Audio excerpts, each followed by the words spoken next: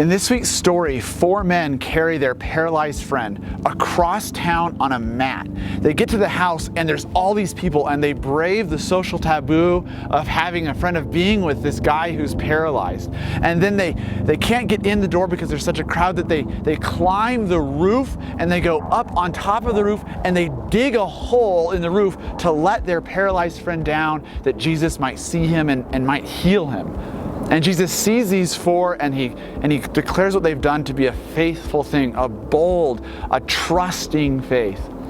And then these scribes, they say that Jesus has blasphemed, that he's committed blasphemy because he forgives the paralyzed man his sins. But what they don't realize is that Jesus hasn't committed blasphemy. He hasn't reached across the barrier between this world and the divine world, between this world and heaven, in order to speak for God. He has torn that barrier down. That's what happens in the Gospels. Jesus tears apart that barrier between God and us. He tears that barrier down. And now in this world that can feel so godless, this world that can feel like God doesn't care about what's happening, or that God can't reach over to us, in this world, it's not godless anymore. God comes to us in bread and wine. God comes to us in words of forgiveness. God comes to us in the love of another. God comes among us, and things like healing, things like forgiveness are suddenly possible.